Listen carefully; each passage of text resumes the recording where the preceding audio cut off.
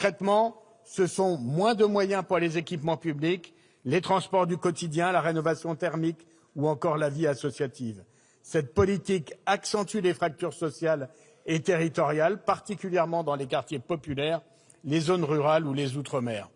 Dans ces territoires d'outre-mer, la situation est encore plus préoccupante. L'enveloppe budgétaire globale de l'État y recule fortement par rapport à l'an dernier, ce qui fragilise encore des services publics déjà sous tension. Là aussi, ce budget prolonge des arbitrages déjà à l'œuvre depuis 2017. Alors, école, hôpital, collectivités territoriales, transition écologique sont sacrifiés quand dans le même temps le budget des armées, lui, est doublé sur la dernière décennie. Voilà la politique qui ruine l'avenir de notre pays. On nous dit enfin que ce budget serait adapté à une conjoncture difficile, à des contraintes externes inévitables. La vérité, c'est qu'il est le dernier épisode d'une série commencée en 2017. C'est cette continuité que nous censurons aujourd'hui.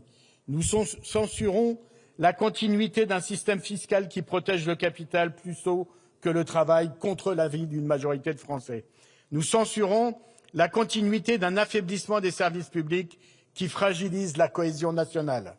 Nous censurons la continuité d'une hiérarchie des dépenses qui sacrifie la justice sociale et la transition écologique. Pour toutes ces raisons, et au nom de cette exigence de cohérence sociale, démocratique et écologique, nous vous appelons dans votre grande majorité à voter cette motion de censure. Censure du gouvernement et de ce budget qui est l'expression la plus fidèle de la politique d'Emmanuel Macron. Monsieur le Premier ministre, en vous censurant, nous assumons notre constance, notre cohérence et ce n'est pas négligeable en politique, nous assumons aussi la fidélité à nos électeurs. Merci beaucoup, Monsieur le Président Peu. La parole est à présent à Monsieur Gaëtan Dussauceil pour le Rassemblement national.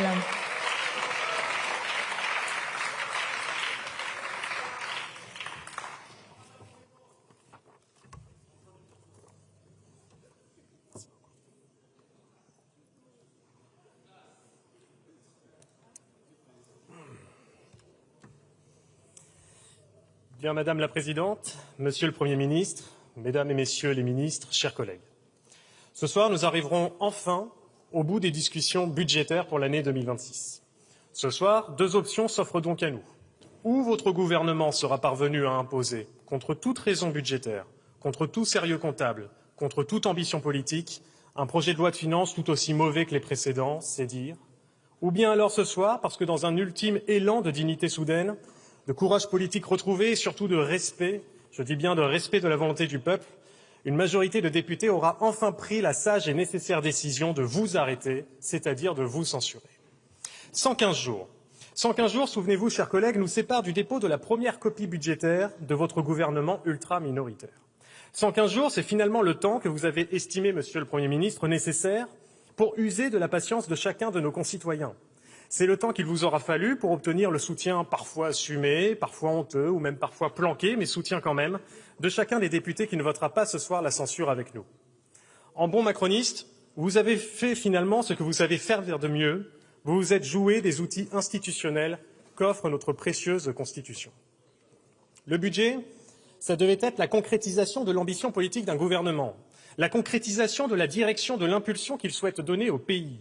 Ça devait être bien plus, en réalité, qu'une simple gestion des affaires courantes de l'État avec la continuité de l'action publique. Le budget, c'est une trajectoire. C'est un horizon qui permet aux forces vives du pays, aux familles, à ceux qui produisent les richesses nationales, de se projeter vers l'avenir parce que justement cet avenir, il est clair, parce qu'il est défini. Le budget, ça devait être aussi ce moment, plus pour vous d'ailleurs que pour nous, mais le moment de vous racheter auprès des Français, en corrigeant les erreurs et les injustices que vos choix passés ont engendrées. Mais en bon macroniste, vous n'avez évidemment rien fait de tout cela. Le seul objectif que vous avez poursuivi mordicus, c'est d'empêcher le retour aux urnes, d'empêcher le retour devant le peuple et par la même occasion de sauver vos places. Sur cet objectif d'ailleurs, vous avez été rejoint par vos désormais supplétifs du Parti socialiste et des Républicains.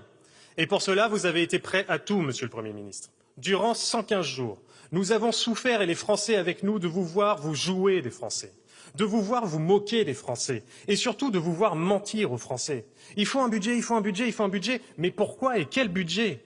Cet impératif au budget à tout prix ne vous a pas permis de cacher sa nature réelle. Oui, Monsieur le Premier ministre, c'est un budget de défaite. C'est un budget de punition et de privation nouvelles. C'est un budget incompétent, fait par des incompétents qui, après avoir répété à longueur de plateau de télé « responsabilité, responsabilité, responsabilité », envoient quand même les comptes publics droit dans le mur. Et les semaines qui suivront, et le pire c'est que vous le savez vous-même, ne feront qu'accentuer cette réalité.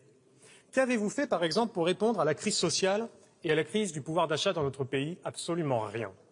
Alors qu'un Français sur 4 est à découvert chaque mois. Votre seule réponse est d'augmenter les taxes sur les mutuelles, créer une nouvelle taxe sur les petits colis, aggraver le malus aux automobiles, raboter les allocations familiales pour plus d'1 milliard d'euros d'ici 2028, ou encore, dernière nouvelle, exclure les Français qui travaillent, et je pense en particulier à nos jeunes apprentis, de la possibilité de financer le passage de leur permis de conduire avec les comptes de leur compte personnel de formation, c'est-à-dire le CPF. Qu'avez-vous fait pour réduire drastiquement le coût abyssal de l'immigration dans notre pays, comme vous le réclament des millions de Français? Rien, absolument rien. Les chiffres sont tombés d'ailleurs. En 2025, les premiers titres de séjour délivrés ont explosé de 11,2%. Ça veut dire qu'en 2025, chaque jour, la France a délivré plus de 1000 primo-titres titres de séjour. Ce sera certainement ce qu'on appelle l'effet Retailleau.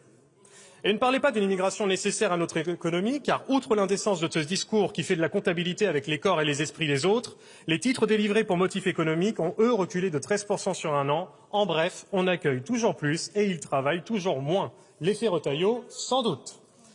À ce sujet, est-ce que le garde des Sceaux, M. Gérald Darmanin, qui ne nous fait malheureusement pas l'honneur de sa présence, toujours prompt à faire des annonces fracassantes pour exister médiatiquement, pourrait parler au reste du gouvernement de sa proposition de suspendre l'immigration légale et régulière pendant 2 ou 3 ans, et singulièrement au ministre des Affaires étrangères, puisque c'est lui qui doit porter seul la responsabilité de ce sujet. En attendant, et malgré ces nouveaux records en matière de politique d'immigration, rien, toujours rien, ni sur les soins gratuits réservés aux clandestins, ni sur les aides non contributives versées chaque année aux étrangers. On vous parle quand même de 18 milliards d'euros. Qu'avez-vous fait enfin pour réduire le déficit des comptes publics et vous attaquer concrètement au gaspillage qui est fait de l'argent des Français? Parce que vous parlez de budget, mais cet argent, je vous le rappelle, ce n'est pas le vôtre, c'est celui des Français, et particulièrement des Français qui travaillent et qui ont travaillé. Vous n'avez rien fait, absolument rien. Pas une seule économie sur le millefeuille administratif. Pas une seule économie sur l'une des 1244 agences et opérateurs publics. Pas une seule économie non plus sur notre contribution nette au budget de l'Union européenne. Pire, vous augmentez même cette contribution de 5 milliards d'euros supplémentaires. Mais au nom de qui et au nom de quoi? Au même moment, la présidente de la Commission européenne, Madame Ursula von der Leyen, elle veut passer outre le vote des députés européens et accessoirement, pour le peu que ça vous intéresse, le vote de cette Assemblée nationale pour accélérer et ratifier le plus rapidement possible l'accord de libre-échange avec le Mercosur. Et votre seule réponse, Monsieur le Premier ministre, c'est d'augmenter la facture pour les Français. C'est d'une complaisance inouïe. Alors qu'avez-vous fait enfin pour soutenir nos entreprises, quelle que soit leur taille, leur localisation ou leur secteur d'activité? Rien, et c'est tragiquement toujours rien. Vous faites même pire que rien, puisque vous décidez d'augmenter la fiscalité sur les entreprises françaises pour près de 8 milliards d'euros, et vous revenez sur votre propre promesse de baisser les impôts de production dans notre pays, comme la contribution sur la valeur ajoutée des entreprises, qui ne diminuera pas non plus cette année d'un seul dixième de point. Alors vous savez, il ne suffit pas de placer 5 fois dans une phrase le mot de responsabilité pour faire oublier que votre budget, comme d'habitude, augmente la dépense publique de 37 milliards d'euros pour cette année et que votre budget, comme d'habitude, augmente les impôts pour près de 10 milliards d'euros, rien que pour l'année 2026. Et je ne parle ici que du scénario le moins défavorable, car à l'incompétence et à l'injustice de ce budget s'ajoute également l'insincérité de vos propres estimations et de vos propres chiffres. Et pour une fois, ce n'est pas que le Rassemblement national qui vous le dit. C'est le rapport du sénateur Husson, et qui est pour le coup très clair. La légèreté de la documentation apportée par votre propre gouvernement, si ce n'est parfois même l'absence totale de documentation, laisse à penser sérieusement que le déficit et la dette pourraient s'écarter sensiblement des trajectoires que vous annoncez. Pour faire simple, il y aura bien en 2026 un dérapage budgétaire, mais peut-être même que ce dérapage serait plus grave que celui que vous nous annoncez aujourd'hui. Comme quoi l'insincérité, le mensonge sont définitivement la marque de fabrique de ce gouvernement et plus largement de la Macronie. 2 exemples me reviennent d'ailleurs à l'esprit. Je ne reviendrai pas sur la promesse de ne pas avoir utilisé le 49.3 pour finalement, évidemment, grande surprise, comme Marine Le Pen et Jordan Bardella l'avaient annoncé, revenir au 49.3. Mais il y a quand même 2 exemples récents et assez flagrants. Celui du vote du projet de loi de financement de la sécurité sociale, votre PLFSS. Je parle bien de votre projet de loi de financement de la sécurité sociale, votre PLFSS, car je rappelle ici que tous les groupes à l'exception de 3, ont permis son adoption. Des députés LR, en passant par les députés macronistes et députés socialistes, mais aussi avec le soutien un peu honteux de quelques députés écologistes et communistes et quelques soi-disant sans étiquette, vous avez tous permis le passage en force de ce PLFSS. Eh bien, nous sommes à peine un mois après l'entrée en vigueur de votre PLFSS, et le Haut Conseil du financement de la protection sociale nous informe que le budget et le déficit annoncés que vous avez votés, tous main dans la main, sont d'ores et déjà faux. Il ne correspond déjà plus, à peine un mois après le vote, rendez-vous compte, à la réalité. À peine un mois suffit désormais pour que la réalité vienne s'opposer à vos propres estimations. Et cette réalité, c'est que le déficit, malheureusement, une fois encore, le déficit des comptes de la Sécu est désormais le pire déficit depuis la crise Covid. Quelle prouesse, messieurs, dames les ministres, quel sérieux, quelle crédibilité. Second exemple, toujours dans le cadre du PLFSS, c'est lors des débats que nous avions eus, vous avez tous, à l'exception des groupes Rassemblement National et UDR bien évidemment, voté pour augmenter la CSG sur les revenus du capital. Puisque le Rassemblement National est opposé à toute augmentation de la fiscalité, les députés du RN vous ont sommé de dire ici quels produits d'épargne seraient attaqués par cette décision. Est-ce que ce sont les assurances-vie, les plans d'épargne retraite, les PERCO, PEL, PEA ou autres? Et vous avez affirmé, ici même, vous, mesdames et messieurs les ministres, droit dans les yeux des Français, vous leur avez dit que les plans épargne retraite ne seraient pas concernés par cette augmentation de cotisation. 15 jours passent et les Français découvrent une nouvelle fois que vous leur avez menti. La CSG a bel et bien augmenté sur les plans épargne retraite. Alors oui, nous n'avons pas confiance. Et comme des millions de Français avec nous, nous ne croyons plus un seul mot, un seul chiffre, une seule annonce, une seule promesse de votre gouvernement. Dans ces conditions, chers collègues, accepter de ne pas censurer le gouvernement ne veut dire qu'une chose. Le gouvernement reste et les Français paieront. Vous savez, et je voudrais en finir d'ailleurs là, j'aimerais vous faire une petite confidence. Moi, j'en veux ici ce soir, peut-être moins, et c'est une première, au gouvernement et aux ministres assis ici et à sa minorité présidentielle, qu'à tous ceux qui ne censureront pas en connaissance de cause. Parce qu'il y a certes celui qui commet la faute, qui sait très bien qu'il commet la faute, c'est-à-dire le gouvernement, mais il y a aussi celui qui se tient à côté, qui le regarde faire, qui le laisse faire et qui, d'une certaine manière même, l'encourage à faire. Ne pas voter la censure ce soir, c'est plus qu'approuver le gouvernement macroniste. C'est l'accompagner, l'encourager et même, d'une certaine manière, y participer.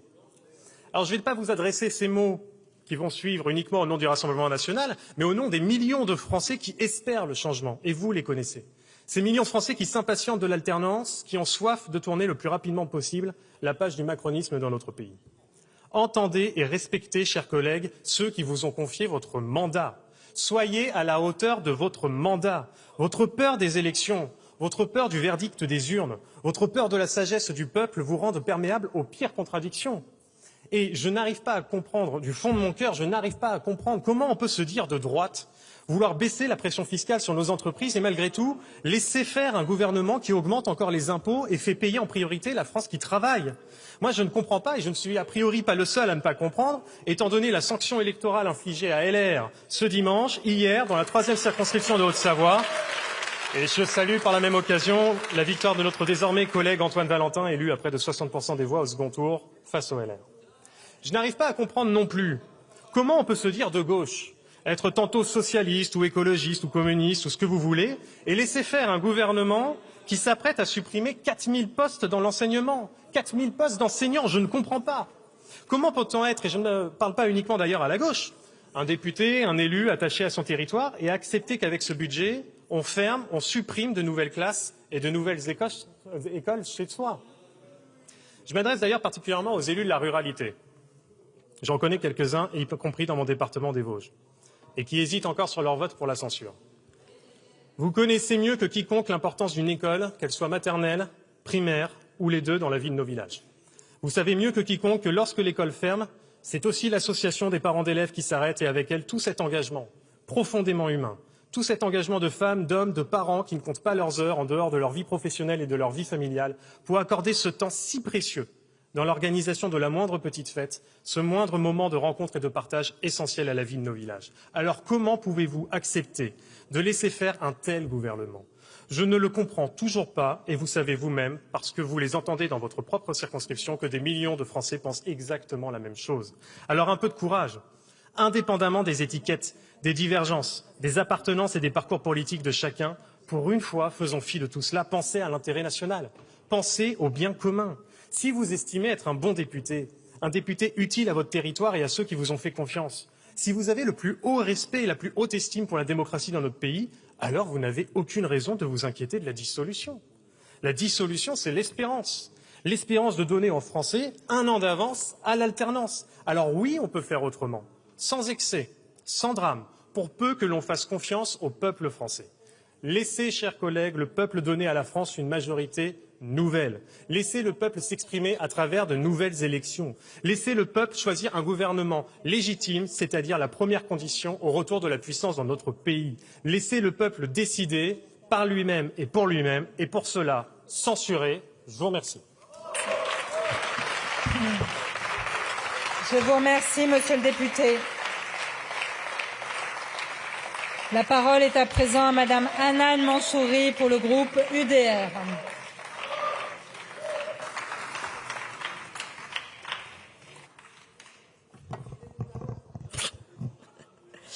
Merci Madame la Présidente. Monsieur le Premier ministre, mes chers collègues, aujourd'hui, ce n'est pas le Parlement qui est en cause, c'est le gouvernement.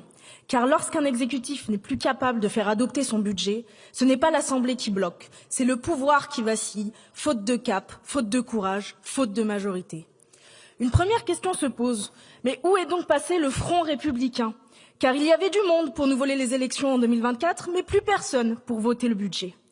Car le recours au 49.3 n'est pas un outil de gouvernance, c'est un aveu d'échec. Et cet échec tient en un seul chiffre, 132 milliards d'euros de déficit.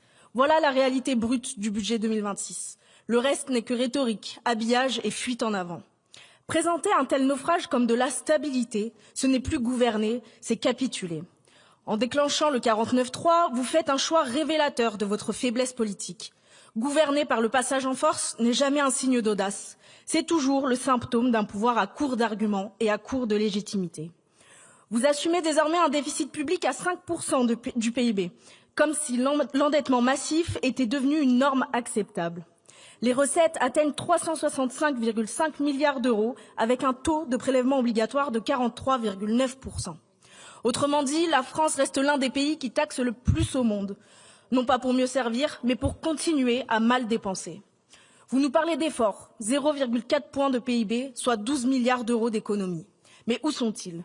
Pas sur les structures de la dépense publique, pas sur les doublons administratifs, pas sur les agences inutiles, pas sur les gabegies que tout le monde connaît et que personne n'ose affronter.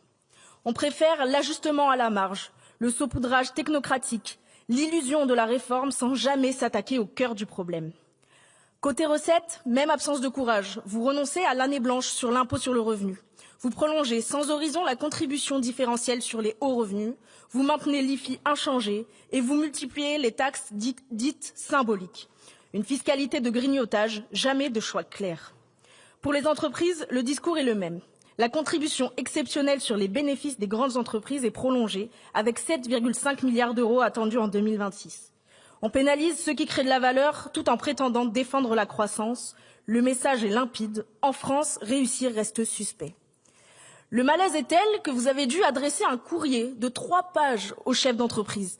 Mais quand un budget est bon pour l'économie, on ne l'explique pas par une lettre recommandée, on le constate sur le terrain.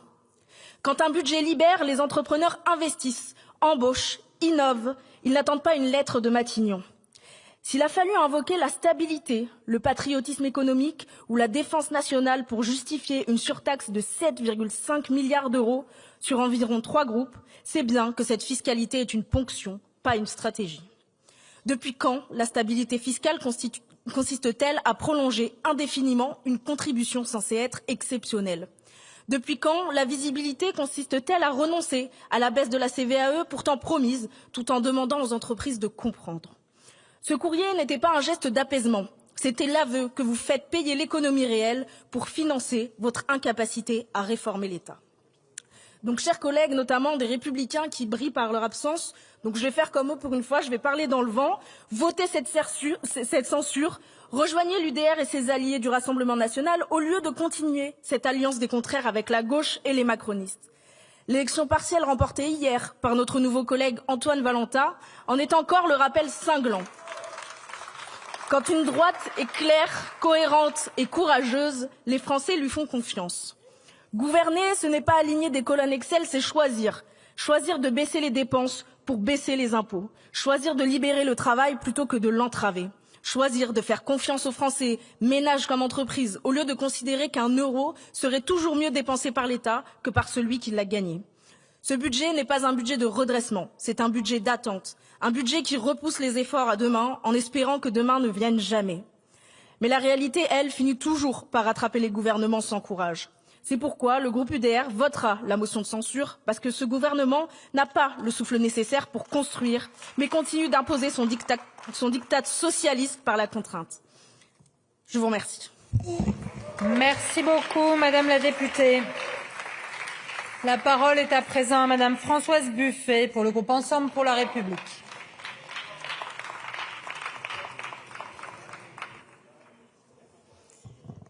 Madame la Présidente, Monsieur le Premier ministre, Mesdames et Messieurs les ministres, chers collègues, je ne vais pas reprendre à cette tribune les nombreux arguments en faveur du vote de ce budget de compromis. Ils ont été largement exposés. Je veux plutôt parler du moment politique que nous vivons et de ce que nous devons au pays.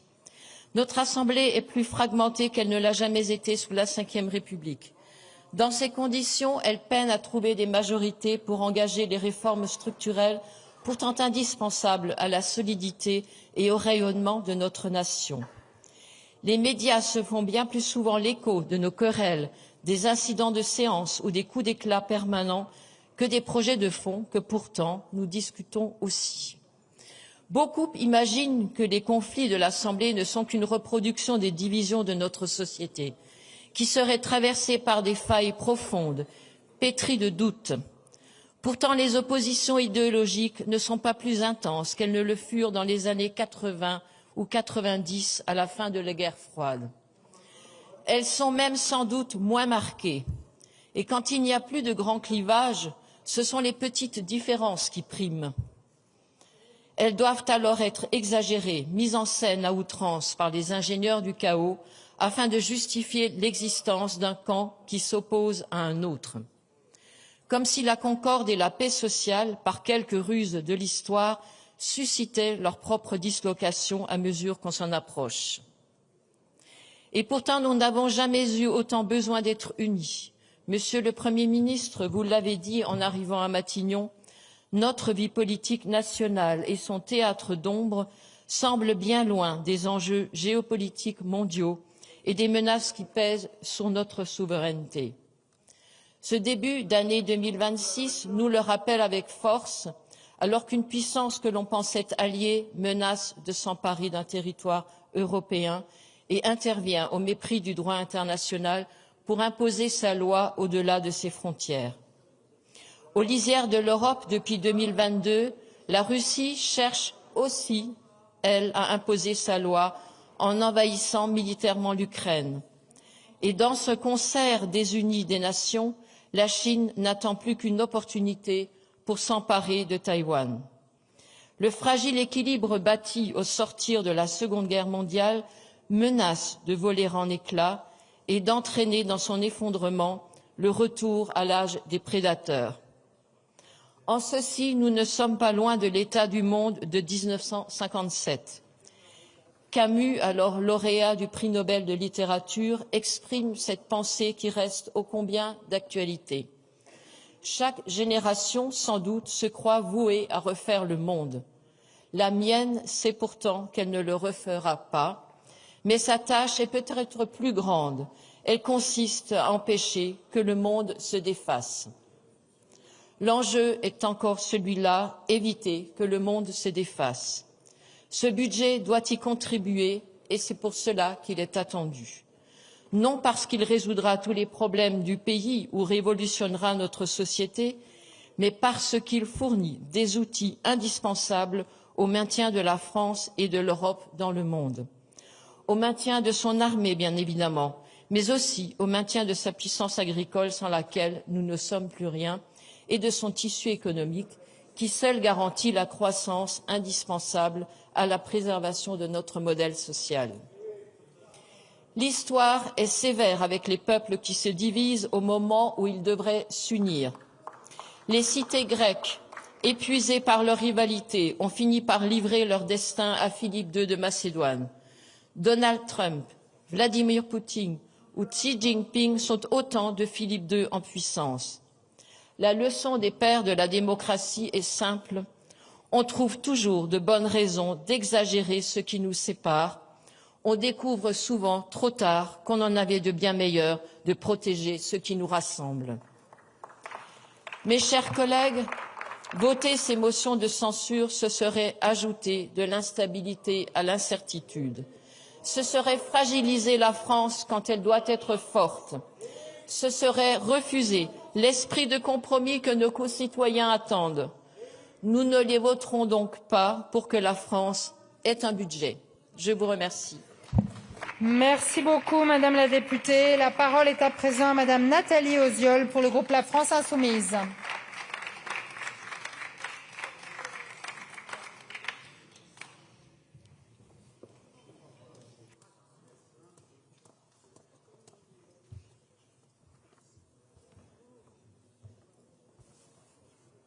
Merci.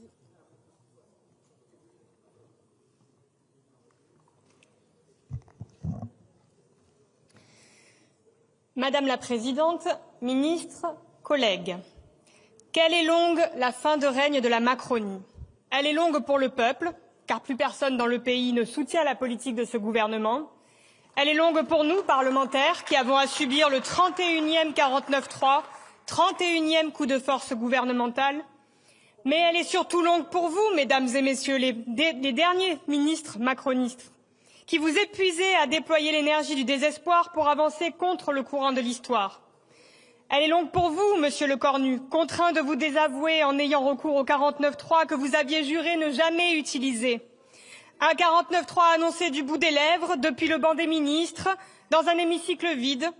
À force de mépriser le Parlement, même vous êtes usé par l'autoritarisme dont vous abusez. Cette motion de censure est une nécessité démocratique pour le pays. 73% des Françaises et des Français sont opposés à ce budget. Un budget qui, je le rappelle, est imposé sans majorité parlementaire, rejeté dans le pays et porte une austérité brutale et idéologique. Fini le temps des promesses de dialogue et de compromis, promesses qui n'ont berné que ceux qui avaient envie d'être bernés.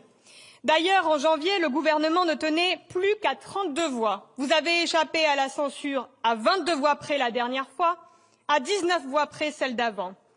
Quelle est longue la fin de règne de la Macronie quand tout le monde sait, vous y compris, que vous ne tenez qu'à un petit fil d'arrangement de couloir.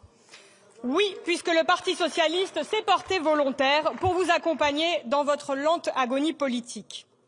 On se rappellera que c'est à cause du groupe socialiste que la motion de censure est examinée ce lundi à 17 h et non pas demain mardi, qui était pourtant le jour prévu à l'origine pour le vote du budget. Pourquoi ce choix ? Parce qu'il est plus difficile pour les députés de région et pour les députés ultramarins qui ont voté très majoritairement les deux premières censures, y compris ceux du groupe socialiste, d'être présents le lundi. Par ailleurs, le mardi est le jour où les députés sont le plus présents à l'Assemblée, parce que c'est le jour des réunions de groupe et des questions au gouvernement. Il y avait donc davantage de risques pour la sociale Macronie que des députés, comme pour les précédentes motions, soient convaincus de voter la motion ou puissent donner leur délégation de vote à des députés insoumis, communistes ou écologistes présents pour voter. Voilà le type de petites manœuvres auxquelles se raccroche le gouvernement pour tenir tant bien que mal. Rappelons que sur ce budget, le gouvernement n'a tenu aucun de ses engagements. La contribution exceptionnelle sur les hauts revenus, qui devait rapporter 2 milliards d'euros, au final, elle rapportera 5 fois moins, car elle ne s'attaque pas à l'évasion fiscale. La taxe sur les GAFAM, abandonnée suite aux pressions états-uniennes. Le social-macronisme, c'est, avec ce nouveau budget, 35 milliards d'euros de coupes dans les services publics et les collectivités. Cela représente 650 € par citoyen en taxes indirectes, en renoncement, en services dégradés. Ce budget organise l'appauvrissement général, alors même que la pauvreté en France a atteint un niveau jamais vu. La France, 7e puissance économique au monde, compte aujourd'hui plus de 10 millions de pauvres. Le social-macronisme, c'est le démantèlement méthodique des services publics, avec la suppression de plus de 4000 postes d'enseignants, de 515 postes à France Travail, de 2 milliards d'euros aux collectivités. À quelques semaines des municipales, le gouvernement organise l'impuissance des mairies, y compris des mairies socialistes. Le social-macronisme, c'est le sabotage de la transition écologique, avec des coupes de 700 millions d'euros pour MaPrimeRénov', de 300 milliards d'euros sur le fonds vert, qui avait déjà été divisé par 2 dans le budget précédent. Le social-macronisme, c'est l'abandon des territoires les plus fragiles, avec 1,5 milliard d'euros de coupes pour l'outre-mer et une baisse de 3% du budget pour l'agriculture par rapport à 2025. Le social-macronisme, c'est une violence sociale ciblée contre les plus précaires, avec la suppression de la prime de Noël pour les allocataires sans enfants, le gel de l'aide médicale d'État, la non-revalorisation de l'AAH au niveau de l'inflation. Le social-macronisme, c'est une attaque organisée contre le logement social, avec la hausse des loyers HLM pour 42 000 ménages, de 30 à 60 euros par mois. Autrement dit, absolument aucune des 20 mesures du contre-budget présentées par les socialistes en septembre n'a été reprise dans le budget Macron-Lecornu, ni sur les classes populaires, ni sur le plan vert, ni sur la mise à contribution des grandes fortunes. Pire, le social-macronisme, c'est le programme du Rassemblement national contre les étrangers, avec la suppression des APL pour les étudiants étrangers extracommunautaires ou encore l'augmentation de 100 euros pour les titres de séjour. D'ailleurs, puisque ce budget reprend les propositions du RN, avec le vote des socialistes, rappelons que le combat contre l'extrême droite, ce n'est pas un slogan le temps d'une campagne législative ou pour une soi-disant primaire de la gauche. C'est une bataille permanente et ça commence par ne céder aucun centimètre quand le gouvernement reprend des mesures du programme du Rassemblement et du Front National. D'autant plus au moment où nous parviennent les images des ratonnades organisées par la police de l'immigration de Trump aux États-Unis, où chacun peut mesurer ce que fait un gouvernement qui synthétise le libéralisme et l'extrême droite, il est de notre devoir de nous opposer en défendant la rupture avec le système néolibéral. Et si les électrices et les électeurs ont majoritairement voté pour les candidates et les candidats du nouveau Front populaire en juin 2024, ce n'était pas pour qu'on jette notre programme de rupture à la poubelle aussitôt élu, mais pour qu'on le porte pour les semaines, les mois et les années à venir.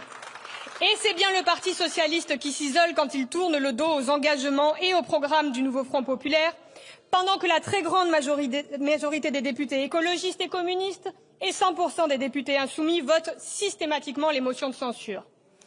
C'est dans ce contexte politique global qu'arrivent dans 6 semaines les élections municipales. L'offre politique se clarifie dans le pays. Le bloc libéral, l'extrême droite et le bloc populaire, social, progressiste, écologiste, de celles et ceux qui tiennent la ligne de la rupture nationalement et localement. On aura compris que le petit calcul du Parti socialiste, c'est de s'éviter une double campagne législative et municipale, car il est terrifié à l'idée de perdre des élus. Collègues socialistes, qui peut dire quelle est votre vision globale pour le pays, alors que vous changez de position à chaque nouveau chantage du gouvernement? Nous, les insoumis, ne perdons jamais de vue l'objectif politique qui dicte notre action politique, tourner la page du macronisme et de ses relais politiques nationaux et locaux. Et c'est dans ce contexte que les représentants, militants, élus écologistes ont lancé une tribune par laquelle ils revendiquent leur désaccord avec la ligne qui consiste à préférer les alliances avec le Parti socialiste et qu'ils choisissent l'écologie de rupture. Alors que les effets de la crise climatique ne se sont jamais aussi fortement fait ressentir, alors que le droit international est remis en question en plusieurs endroits du globe, à commencer par Gaza où le génocide est toujours en cours sous nos yeux, alors que l'extrême droite s'organise à l'échelle mondiale, je salue celles et ceux qui refusent que le projet antiproductiviste, anticapitaliste, antiraciste soit associé à la coalition PS macroniste. Ils et elles étaient 50 premiers signataires il y a une semaine. Ils sont désormais plus de 600 à revendiquer le programme, la stratégie et le périmètre politique du nouveau Front populaire. À celles et ceux qui nous écoutent, regardez comment votent vos députés à l'Assemblée. Regardez qui censure, regardez qui ne censure pas le gouvernement. Et vous saurez qui est capable de tenir une ligne de rupture. Et après les élections municipales, il y aura des élections sénatoriales, une élection présidentielle et des élections législatives. Autrement dit, ce qui se passe politiquement aujourd'hui clarifie l'offre politique pour les séquences électorales qui s'ouvrent en 2026 et en 2027. J'en profite pour rappeler qu'il ne reste plus que 2 jours pour s'inscrire sur les listes électorales sur Internet et 4 jours pour s'inscrire dans vos mairies. Je conclus sur une célèbre citation de Louise Michel, figure de la Commune de Paris, militante révolutionnaire et féministe du XIXe siècle. J'ignore où se livrera le combat entre le vieux monde et le nouveau, mais peu importe, j'y serai. Tôt ou tard, nous y arriverons, aujourd'hui ou un autre jour. Peu importe où aura lieu la bataille entre le vieux monde libéral et le nouveau monde que nous défendons, nous y serons. Je vous remercie, Madame la députée.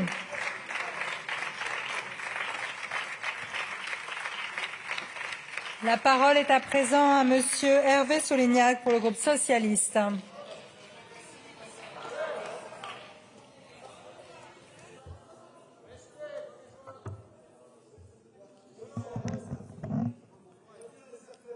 Madame la Présidente, Monsieur le Premier ministre, Mesdames et Messieurs les ministres, chers collègues, nous arrivons au terme d'une longue, trop longue séquence budgétaire et je voudrais donc avoir une pensée pour nos compatriotes qui ont subi nos atermoiements, nos tergiversations ces dernières semaines et ces derniers mois. Beaucoup se sont demandé, y aura-t-il un budget à Noël? Pour Noël, on a la réponse. Pour le reste, il me revient d'exposer les raisons qui conduiront les députés du groupe socialiste à ne pas approuver les motions de censure que nous examinons aujourd'hui, de sorte que s'il n'y a pas eu de budget au pied du sapin, Cupidon veillera à ce qu'il y en ait un pour la Saint-Valentin. Ce budget ne sera pas le nôtre. Il sera d'ailleurs à peu près le budget de personne. Et c'est bien parce qu'il sera celui de personne qu'il peut être celui de tout le monde. Mais ce budget sera, et il ne sera pas, celui de l'extrême droite. D'aucuns considéreront que c'est bien peu. Les socialistes considèrent qu'éviter le pire, ça n'est jamais bien peu, et qu'à cet égard, ils ont fait leur devoir. Ils ont fait leur devoir là où Emmanuel Macron a fui le sien. En installant une assemblée sans majorité au lendemain de la dissolution, le président de la République aurait pu prendre ses responsabilités. Il a préféré les transférer en quelque sorte à la représentation nationale, dont acte. Depuis 2 ans, nous avons donc assumé ces responsabilités dans la clarté et la constance. Ni posture, ni stratégie du chaos, ni ralliement. Nous avons fait le choix de nous mettre au service des Français avant de nous mettre au service de nous-mêmes, et il n'est pas question qu'on s'en excuse. Nous avons fait le choix de ne pas censurer a priori, en participant activement au débat et en le faisant avec l'exigence que nous devons à nos concitoyens. Lorsque ces exigences ont été méprisées, sans état d'âme, nous avons censuré. Ce fut le cas quand le gouvernement Barnier a tendu la main à l'extrême droite ou quand le gouvernement Bayrou s'est enfermé dans ses certitudes. Ici réside notre principale divergence de vue avec le reste des forces de gauche. Je veux croire que cette divergence relève plus de la méthode et qu'elle n'est pas insurmontable. Car en effet, les forces de gauche ont presque toujours uni leur voix lorsqu'il s'est agi de défendre des mesures budgétaires fortes et nécessaires pour le pays. Aucune voix de gauche n'a jamais manqué, ne manquera jamais pour défendre la taxe Zuckman. Aucune voix de gauche n'a manqué et ne manquera jamais pour rétablir l'ISF, dénoncer les 200 milliards de cadeaux fiscaux faits à quelques grands patrons ou bien encore défendre la décarbonation de notre économie. Malheureusement, qu'on le veuille ou non, ces mesures se sont heurtées à 2 réalités. La première, elle est arithmétique. 35% de l'Assemblée à gauche, ça ne fait pas une majorité nécessaire pour adopter des mesures. La seconde, elle est politique. Le macronisme n'a jamais tiré les leçons de ses échecs et n'a jamais abandonné son mantra néolibéral, refusant notamment de faire le moindre faux pas vers une fiscalité plus juste. C'est ainsi que le bloc central est devenu le trou noir dans lequel disparaissent un à un les astres morts de la Macronie. 2027 donnera l'occasion aux Français de sortir de cette séquence, mais avant cette échéance, nous avons encore un budget sur le bureau. 2 chemins s'offraient à nous pour l'aborder. Le premier consistait à se jouer d'une constitution qui n'a pas été pensée pour une assemblée sans majorité. Nous pouvions bloquer les institutions dans l'espoir d'une hypothétique censure, d'une hypothétique dissolution, d'une hypothétique présidentielle anticipée et de son hypothétique résultat. Pendant ce temps, les difficultés d'accès au logement des Français ne sont pas hypothétiques. La baisse de pouvoir d'achat n'est pas hypothétique. Les faillites d'entreprises ne sont pas hypothétiques. Les besoins dans notre armée face aux défis du monde non plus. L'autre chemin, celui que nous avons choisi, c'est celui du débat parlementaire, du rapport de force aussi. Nous l'avons choisi parce que les socialistes sont en prise avec les réalités du pays, des réalités qui arrivent à leurs oreilles et s'exposent à leurs regards, des réalités qui accablent ceux qui ne vont pas bien et qui nous demandent de ne pas précipiter la France dans l'inconnu pour ne pas rajouter de l'angoisse à leur angoisse. Et quand les socialistes se tiennent aux côtés de ceux qui ne vont pas bien, ils sont à leur place, ils sont là où ils doivent être, aux côtés des vulnérables, aux côtés des salariés, aux côtés des commerçants et des artisans, aux côtés des jeunes et des retraités, aux côtés des fonctionnaires. Ils sont là où ils doivent être pour défendre ce que finalement, ceux qui n'ont eu finalement que les socialistes pour défendre leur sort dans cette séquence budgétaire. Ce chemin, c'est celui que nous avons emprunté avec un petit bataillon de députés, guère plus de 10% de cet hémicycle, dans le seul but de repousser des périls, d'arracher des progrès, de faire bouger les lignes d'un budget dont la copie finale est très éloignée de la copie initiale. J'étais récemment dans un lycée où un élève m'a posé une question très directe avec des mots à lui. Ils ont servi à quoi, les socialistes, ces derniers mois? C'est une question presque brute, mais elle contient dans sa simplicité la profondeur des grandes interrogations populaires. Eh bien, les socialistes ont servi. Ils ont servi à suspendre une réforme des retraites injuste pour que les Français tranchent cette question souverainement lors de la prochaine élection présidentielle. Ils ont servi à repousser l'année blanche, faute de quoi le pouvoir d'achat de nos retraités aurait été rogné et les prestations sociales gelées. Ils ont servi à défendre les Français qui travaillent en négociant une hausse de la prime d'activité. Ils ont servi à remettre la jeunesse de ce pays au centre des débats pour préserver les moyens consacrés aux bourses étudiantes et entériner le repas à 1 euro. Ils ont servi à faire voter des mesures d'urgence pour nos agriculteurs et pour les territoires ultramarins, toujours écoutés, rarement entendus. Enfin, les socialistes ont servi à écarter le spectre de l'extrême droite, invitant ainsi un nouveau scénario Barnier et donc un budget antisocial, anti-étranger, anti-progrès, bref, anti-tout. Les socialistes ont fait le choix de servir les Français, de les protéger plutôt que d'alimenter le mythe d'un chaos d'où pourrait sortir un monde meilleur.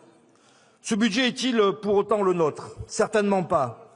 Ces lacunes, nous les connaissons par cœur. La facilité eût été d'ailleurs de les exploiter pour censurer le gouvernement.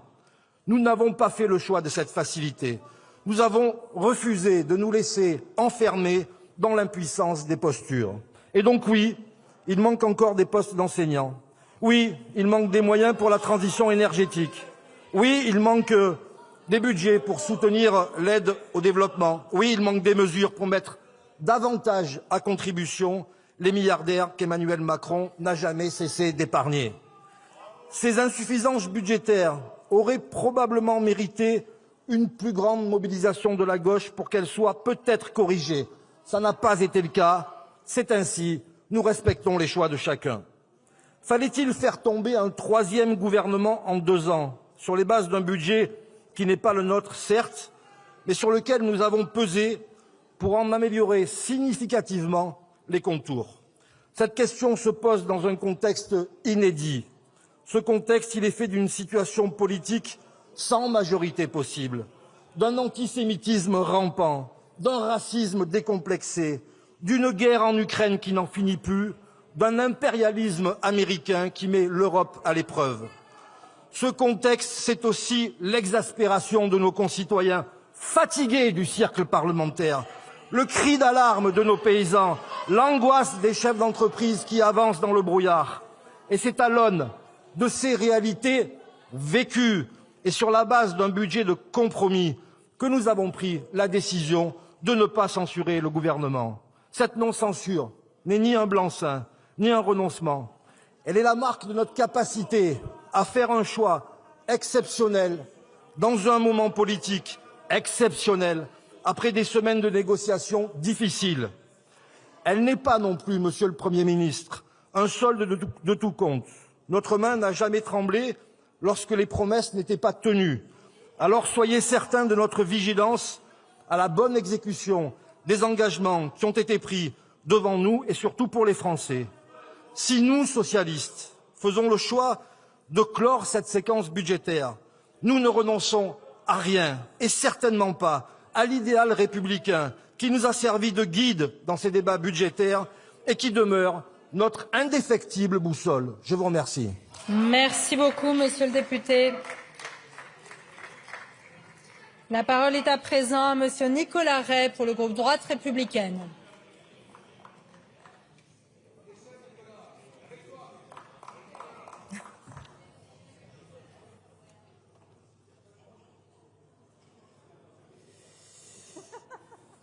Merci Madame la Présidente, Monsieur le Premier ministre, Mesdames et Messieurs les ministres, chers collègues. Nous voilà donc arrivés au terme, nous l'espérons, de cette discussion budgétaire qui occupe notre Assemblée depuis 4 mois. Après 286 heures de débat en commission, en séance, des milliers d'amendements, nous sommes enfin en mesure de doter la France d'un budget. Ces débats ont été longs, trop longs pour certains.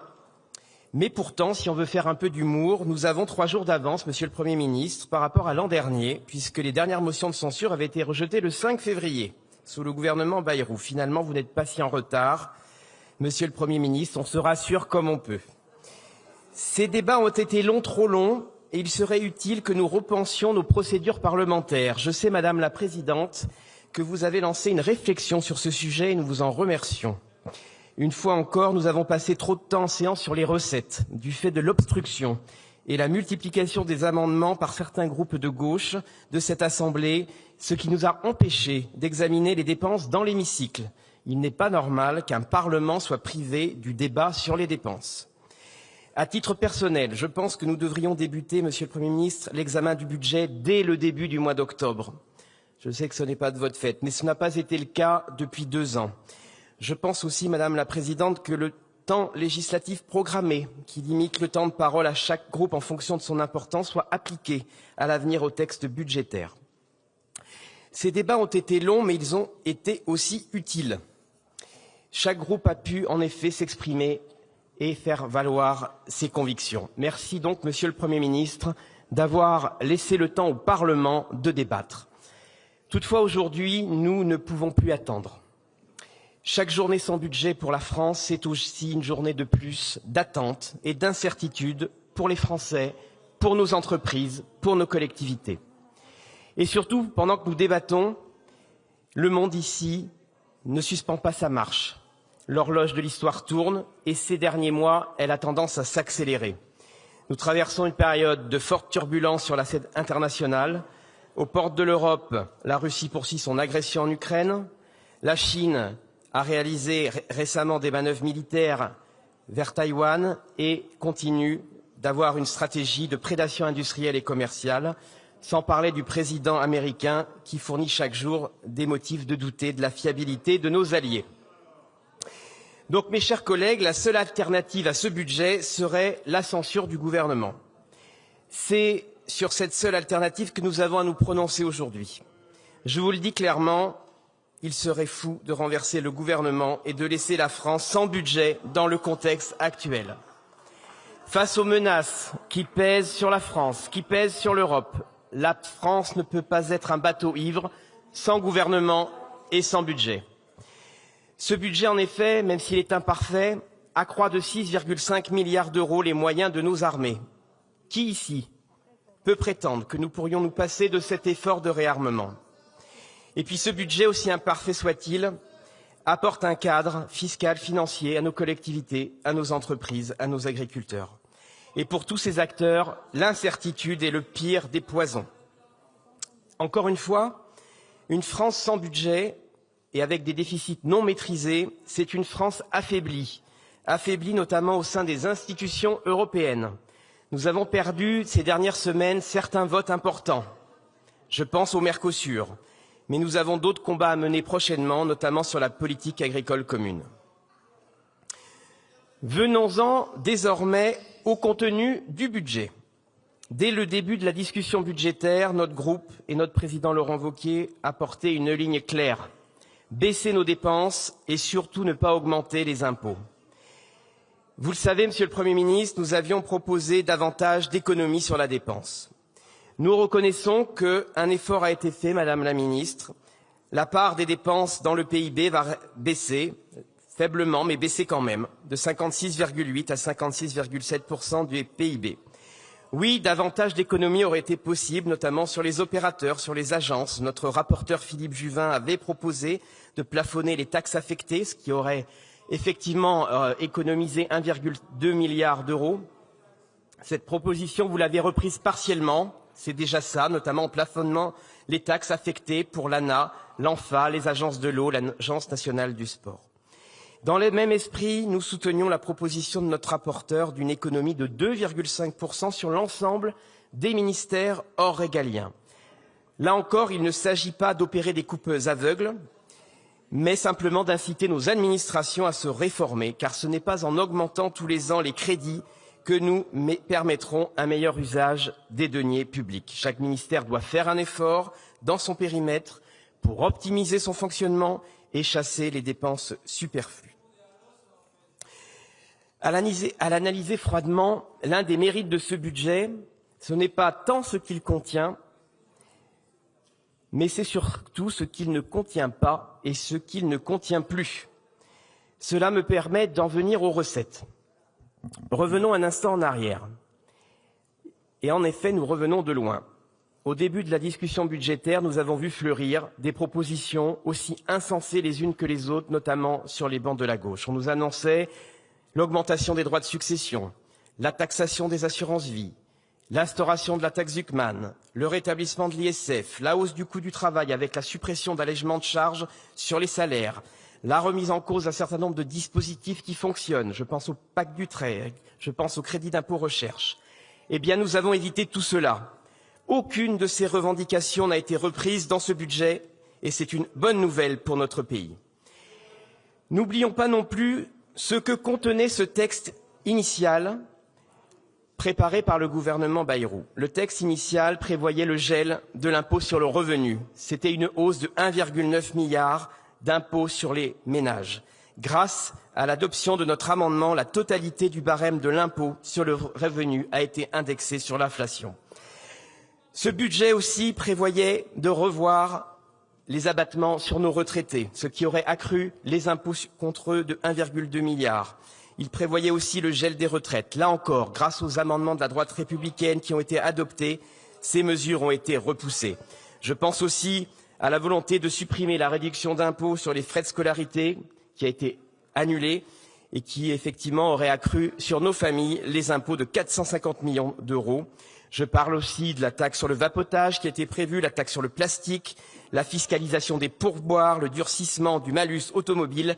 Chers collègues, tout cela n'existe plus, tout cela n'est plus question.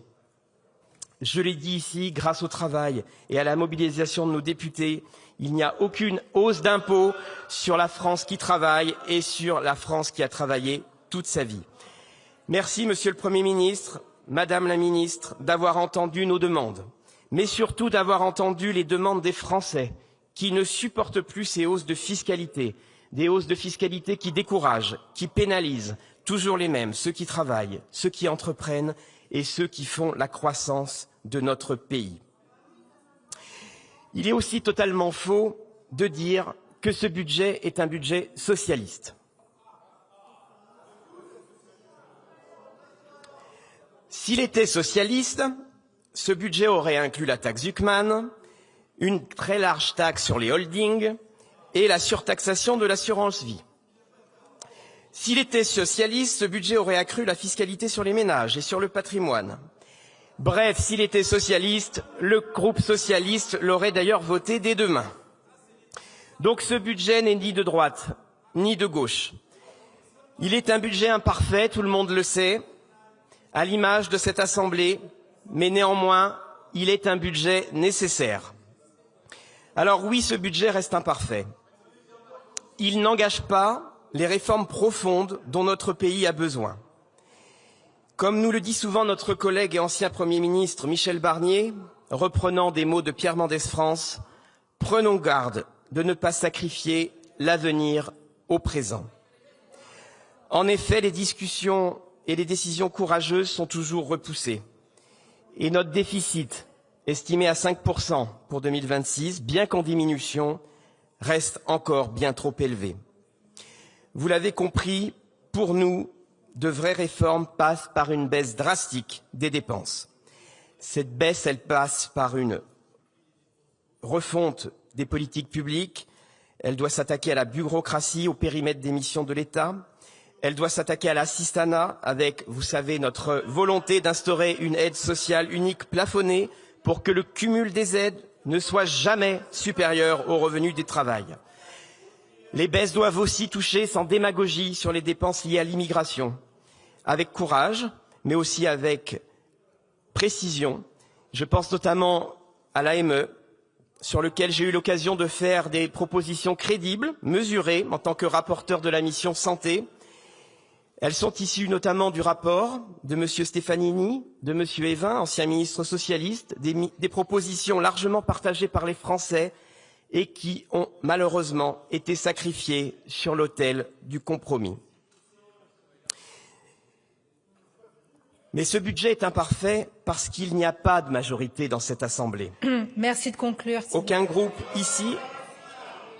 J'ai 15 minutes, Madame la Présidente. Aucun groupe ne peut ici prétendre imposer certains...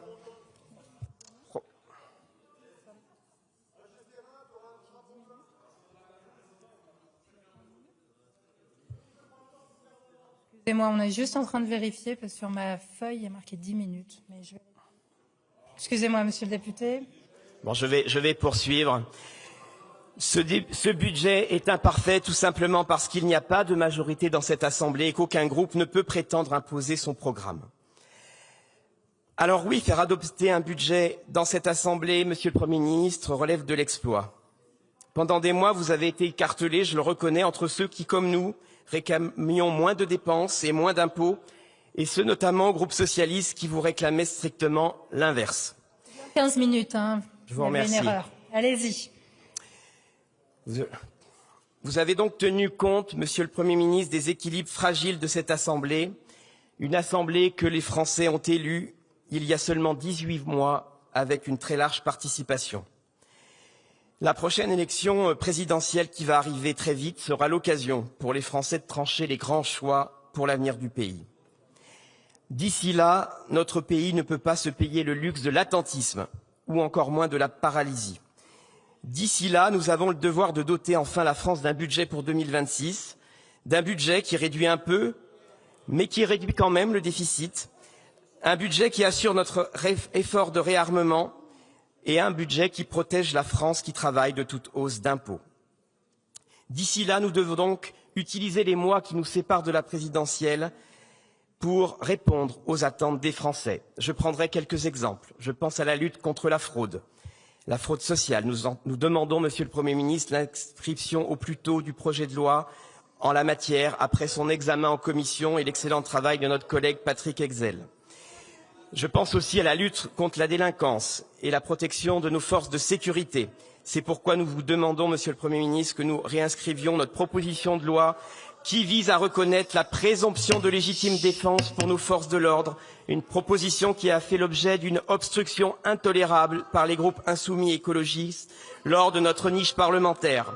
Je pense enfin à la valorisation du travail en reprenant notre proposition de loi adoptée au Sénat qui doit laisser aux salariés de nos boulangeries et de nos fleuristes la liberté de travailler le 1er mai, la liberté d'être payés double. Ce texte, s'il était voté d'ici le 1er mai, mettra fin à des amendes infligées à nos commerçants et inscrira dans la loi un accord approuvé par la Confédération de la boulangerie et les syndicats majoritaires. Mes chers collègues, pour faire de ces mois qui nous restent des mois utiles pour les Français, nous avons besoin d'un budget et nous avons besoin d'une stabilité. Pour toutes ces raisons, nous refuserons de mêler nos voix à une alliance des contraires, une alliance des contestataires qui serait d'ailleurs bien incapable de faire adopter dans cette Assemblée un budget alternatif pour la France. Chers collègues, nous ne voterons donc aucune de ces motions de censure, car il est grand temps de donner à la France un budget. Merci beaucoup, monsieur le député. Désolé pour ces erreurs autour du temps qui vous était imparti. Vous aviez bien 15 minutes. La parole est à présent à Madame Sandrine Rousseau pour le groupe écologiste et social pour une durée de 10 minutes.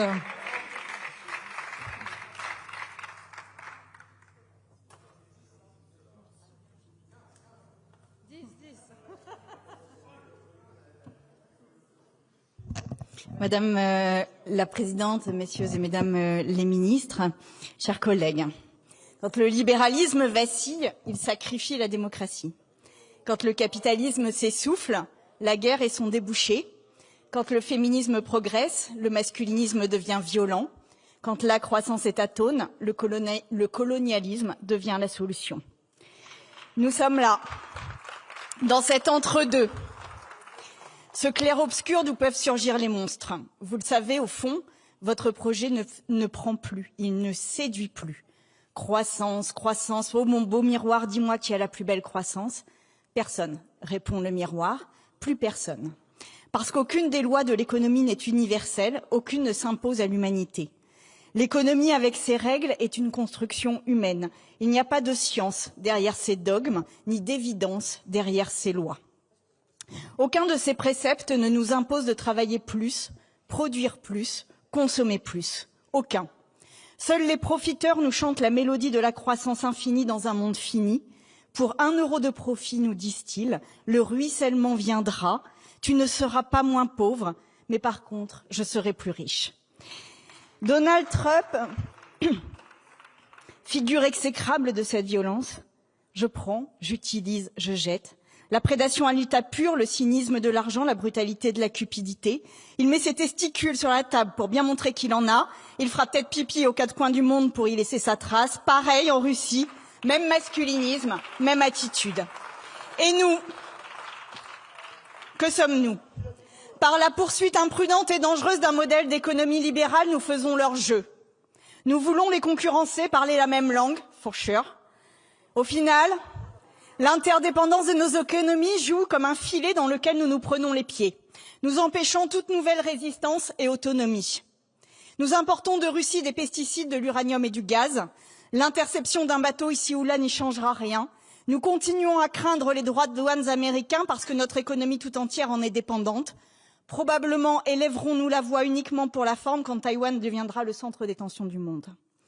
Nous les femmes savons ce que certains hommes peuvent faire quand la situation leur échappe.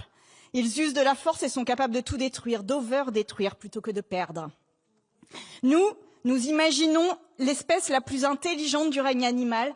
Il n'est pas complètement exclu que nous soyons la plus stupide de ce règne. Avec une détermination qui force le respect, nous estimons prioritaire de nous faire la guerre économique si celle-ci n'aboutit pas à la faire avec les armes. Nous continuons coûte que coûte de détruire, empoisonner, assécher, stériliser, acidifier la terre, l'océan. Avec une constance qui suscite une forme d'admiration, nous poursuivons sans relâche, mais avec méthode, l'entreprise de rendre tout à fait impossible notre capacité à vivre sur Terre. Il est temps d'inventer un autre monde, une autre société, conçue sur 3 piliers, la réparation, la protection et la sagesse. La réparation de celles et ceux qui ont subi ou subissent encore cette course effrénée au productivisme, réparation des terres abîmées, des paysages enlaidis, des ressources infectées. La protection de celle qui est indispensable à la vie, l'eau, la biodiversité, mais aussi le logement, la nourriture, la santé, la culture. Sortir tout cela des règles libérales du marché, que l'eau redevienne un bien commun, que le logement ne soit plus un luxe, que la culture, l'éducation restent des espaces d'émancipation. La sagesse maintenant. Revenir à la raison, penser notre vie dans le respect des autres et les limites physiques de notre écosystème. Penser notre vie dans la coopération propre à chaque espèce vivante et non dans la supériorité ou la domination. Ne pas gâcher, ne pas détruire inutilement, ne pas surconsommer.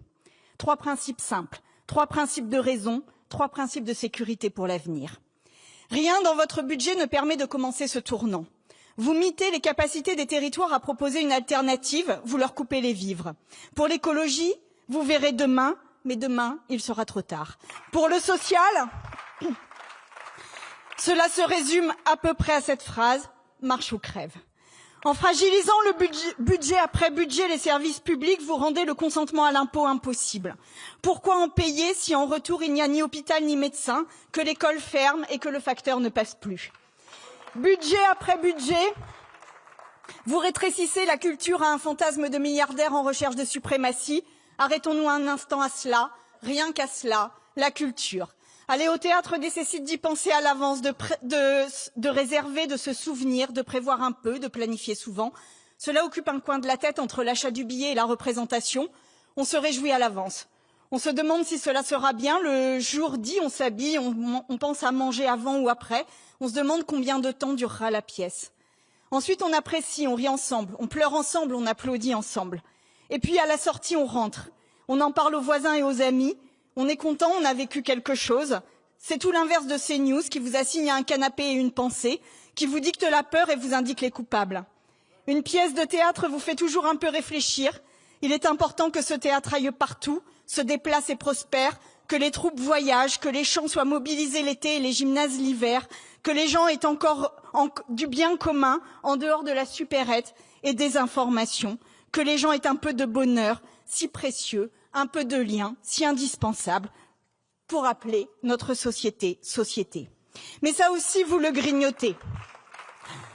Moins 175 millions d'euros sur ce budget. L'année dernière, l'économie sociale et solidaire a connu un plan de licenciement aussi brutal et intense que silencieux. Cette année, cela sera-t-il la culture? Ce secteur qui ne sert à rien dans vos esprits et qui est si essentiel pourtant dans les temps qui se troublent. Pour les acteurs de la culture, pour les enseignants et enseignantes, pour les collectivités, pour les associations, pour tout votre bilan, en fait, nous voterons cette censure. Parce que nos vies valent mieux que vos profits. Parce que notre avenir vaut mieux que votre budget guerrier.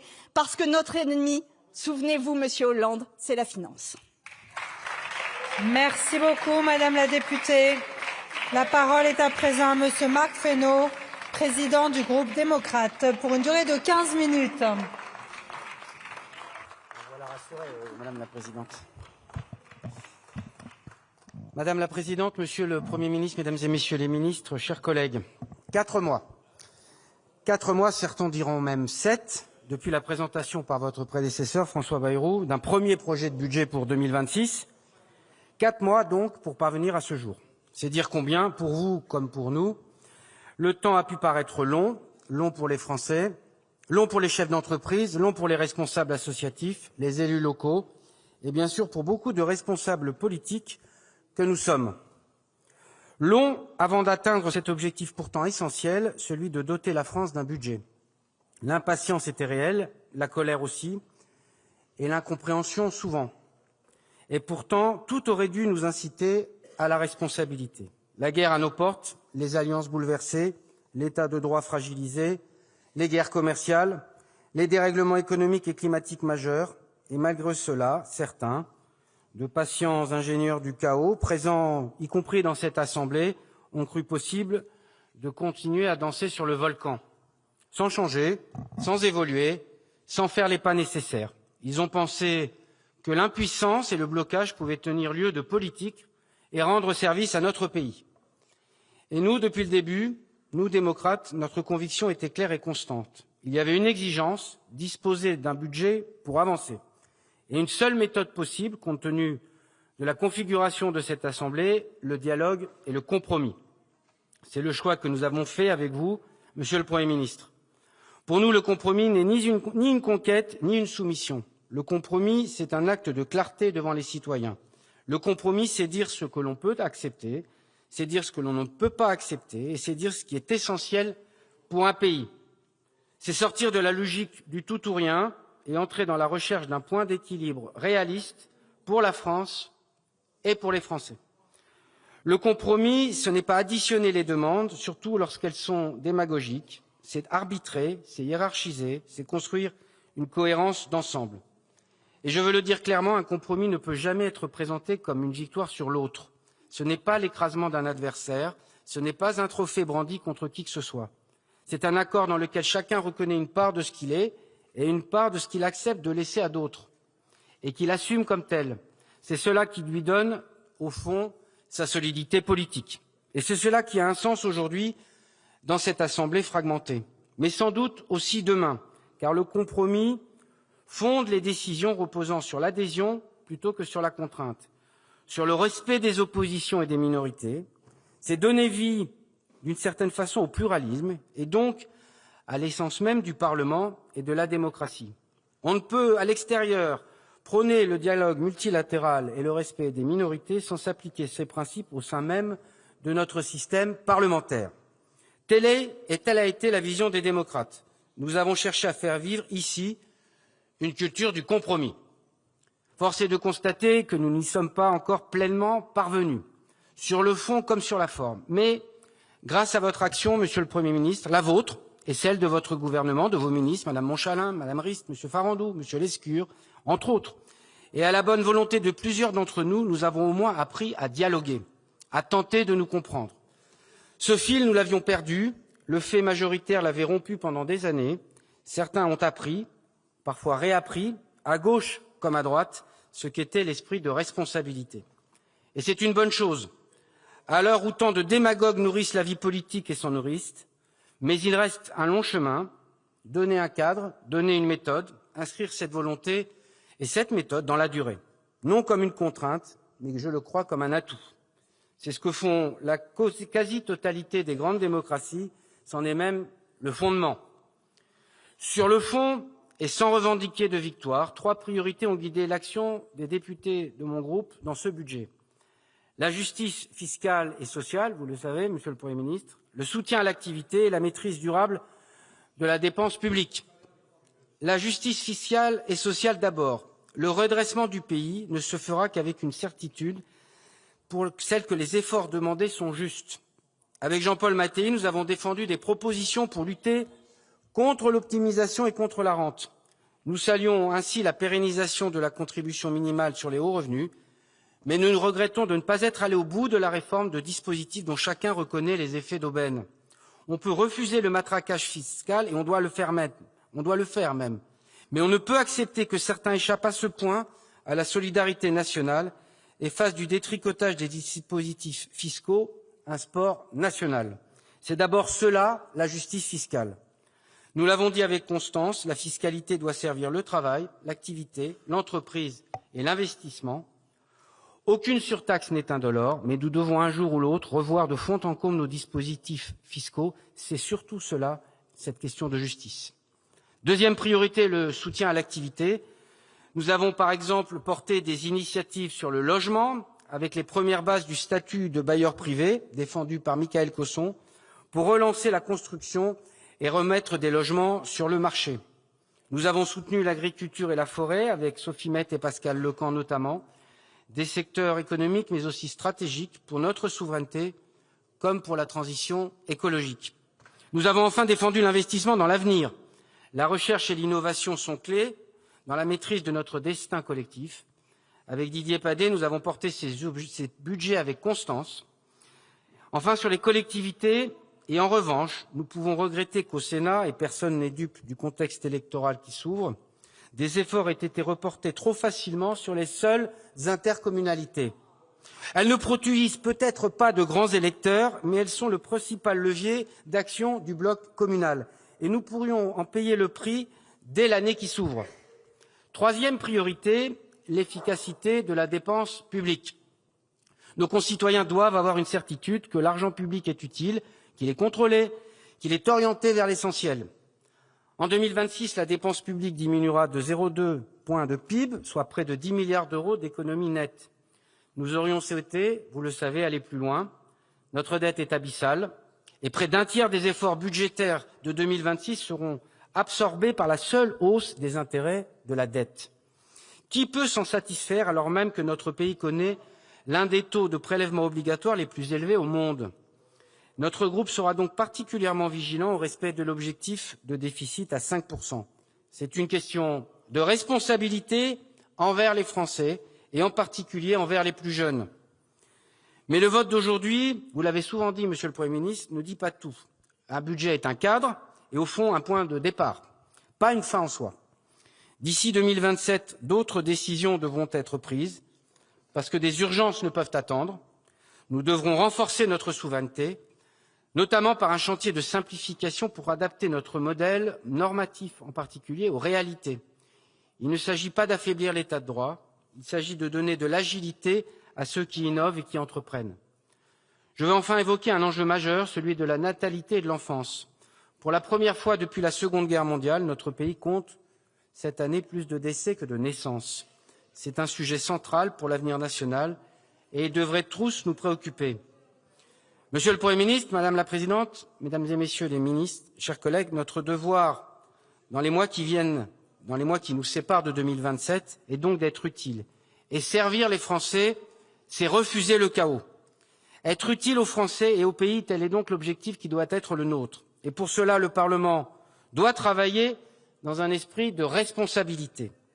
Refuser le cynisme, préférer l'efficacité au symbole et assumer ses décisions devant les Français.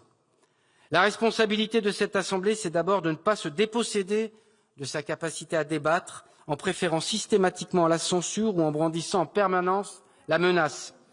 Gouverner comme aspirer à gouverner suppose un dialogue transparent pour distinguer clairement ce que nous pouvons porter ensemble et ce qui relève du choix démocratique de l'élection présidentielle. La responsabilité de cette Assemblée, c'est aussi d'assumer que tout ne relève pas de la loi. Nous ne pouvons pas continuer à produire toujours plus de normes, souvent inappliquées ou jamais évaluées. Légiférer doit rester un acte utile et concret, articulé avec le dialogue social, la contractualisation dans les territoires et l'expérimentation. La responsabilité de cette Assemblée, c'est enfin de produire des avancées réelles pour les Français, de préférer des textes qui changent leur quotidien à des textes purement symboliques, dont nous savons qu'ils ne font que mettre en scène notre impuissance et alimenter en définitive l'antiparlementarisme et le populisme. Et puis il y a une responsabilité fondamentale, c'est celle de refuser le cynisme. Nous n'avons pas à légiférer contre la science, contre la liberté des médias, contre les corps intermédiaires ou contre les contre-pouvoirs. L'état de droit n'est pas un obstacle, c'est une protection. Nous avons été élus pour assumer nos décisions devant les Français, pas pour chercher des boucs émissaires, ni affaiblir ce qui protège le plus faible et nous protège tous de l'arbitraire. C'est ce chemin, celui du dialogue et de la responsabilité, que les députés démocrates continueront à emprunter, et c'est pour cela que nous ne voterons pas cette motion de censure. Je vous remercie. Merci beaucoup, Monsieur le Président Fesneau. La parole est à présent à Madame Félicie Gérard pour le groupe Horizon et Indépendants.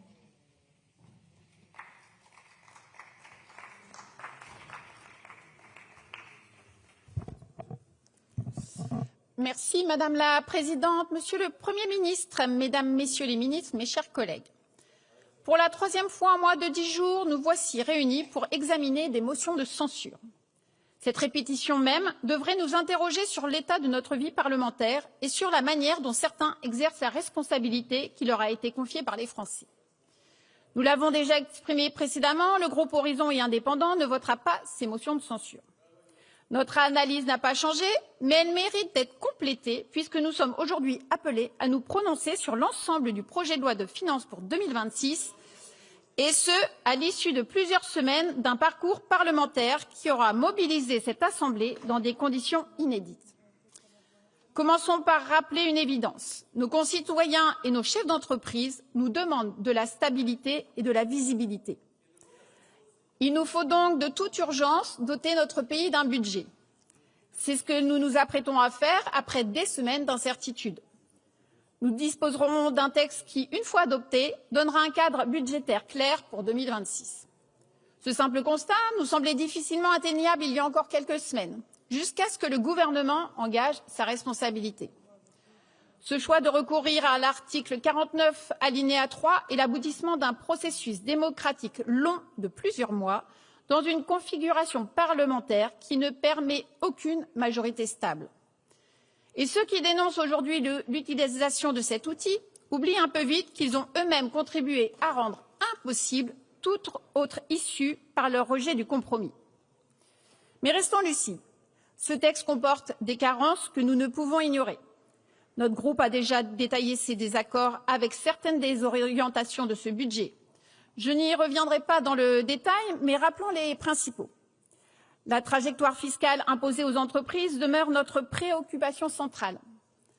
En maintenant la surtaxe exceptionnelle sur les grandes entreprises et en annulant la baisse de la CVAE, ce budget envoie un très mauvais signal à nos acteurs économiques. Il ne s'agit pas d'idéologie, mais de réalité économique. Dans une Europe où la compétition fiscale s'intensifie, la France ne peut se permettre de décourager l'investissement et l'esprit d'entreprendre. Ces choix de faire des entreprises une variable d'ajustement ne sont pas des choix économiques. Ce sont des choix politiques qui résultent uniquement du chantage mené par les socialistes. Leur soutien au gouvernement a eu un prix, et ce prix, ce sont les entreprises françaises qui le paient. De manière générale, c'est cette surenchère permanente qui est à l'origine des déséquilibres du budget et qui hypothèque ainsi notre capacité à conduire les réformes nécessaires. Cette attitude n'est évidemment pas responsable. Elle n'est pas à la hauteur des enjeux auxquels notre pays est confronté et elle n'est pas digne d'un parti qui aspirerait à gouverner la France. Mes chers collègues de gauche, cette attitude illustre parfaitement votre conception de l'action politique. Profiter d'un rapport de force conjoncturel pour imposer des mesures coûteuses sans se soucier de leur soutenabilité à long terme, en espérant que d'autres paieront l'addition. Car en effet, l'équation budgétaire repose désormais sur des recettes temporaires pour financer des dépenses à long terme. Cette construction pose une question simple. Que se passera-t-il dans les prochaines années quand ces recettes exceptionnelles auront disparu et ne pourront plus financer les dépenses que vous imposez à nos finances publiques à long terme? La réponse est malheureusement prévisible. Il faudra soit de nouvelles hausses d'impôts, soit de nouveaux renoncements budgétaires. Rien que pour cette année, les économies introduites à la dernière minute suffiront-elles à compenser les nouvelles dépenses et à tenir l'objectif essentiel d'un déficit à moins de 5% du PIB? Nous en doutons fortement. L'utilisation massive de la réserve de précaution et la ponction sur la trésorerie des opérateurs sont des ajustements comptables qui règlent les problèmes à court terme, mais n'assurent en rien notre capacité d'action future et à long terme. Or, comme leur nom l'indique, ces réserves de précaution et ces trésoreries sont là pour faire face aux imprévus et non pour compenser des choix politiques. Malgré tout cela, rappelons les éléments positifs contenus dans ce budget. L'engagement du gouvernement sur un déficit limité à 5% du PIB constitue un repère essentiel. Cet objectif montre une volonté de contenir la dérive de nos finances publiques. L'effort réalisé sur les dépenses de l'État pour parvenir à cet objectif, bien qu'il soit encore trop limité, mérite lui aussi d'être souligné. La baisse des budgets ministères hors régaliens était notamment un signal attendu. Ces mesures vont dans le sens d'une gestion moins dispendieuse de l'argent public, même si elles restent largement insuffisantes au regard de la situation de nos finances publiques.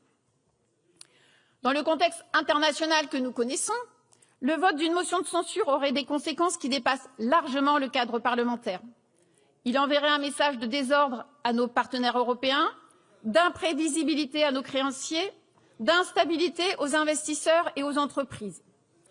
Ce message aurait un impact direct dans les conditions de financement de notre dette, dans les décisions d'investissement des acteurs économiques, dans la confiance de nos concitoyens envers leurs institutions. Nous entendons les critiques adressées à ce budget, nous en partageons d'ailleurs un grand nombre. Mais nous refusons l'idée selon laquelle le rejet systématique constituerait une posture politique acceptable. Gouverner, c'est faire des choix dans un cadre contraint. Le contexte parlementaire actuel impose des compromis qui ne seront jamais pleinement satisfaisants. Mais entre un budget très imparfait et l'absence de budget, entre une majorité fragile et l'impossibilité de gouverner, le choix responsable de la stabilité est la seule option. Mes chers collègues, au terme de ce long processus budgétaire, le vote que nous nous apprêtons à exprimer engage bien au-delà de nos convictions partisanes. Il engage la capacité de la France à fonctionner normalement, à respecter ses engagements et à faire face à ses obligations. Le groupe Horizon Indépendant a fait le choix de la responsabilité. Nous avons exprimé nos désaccords sur le fond, nous avons formulé nos critiques sur la méthode, nous avons pointé les carences de ce budget. Mais nous assumons également notre part de responsabilité en refusant de participer à une stratégie de blocage dont les conséquences seraient immédiates pour nos concitoyens. Cette position est loin d'être confortable, mais le blocage systématique ne correspond pas à notre façon de faire de la politique. Pour que notre modèle social perdure, de grandes réformes sont nécessaires. Cela nécessitera une volonté politique et un courage collectif que la situation actuelle ne permet pas de réunir pour le moment. En attendant, notre devoir est de maintenir le pays en état de marche et de garantir la continuité de l'action publique. C'est pour cela que le groupe Horizon et Indépendants ne votera pas les motions de censure présentées aujourd'hui. Je vous remercie. Merci beaucoup, Madame la députée. La parole est à présent à Monsieur Michel Castellani pour le groupe Liberté Indépendants Outre-mer et Territoires.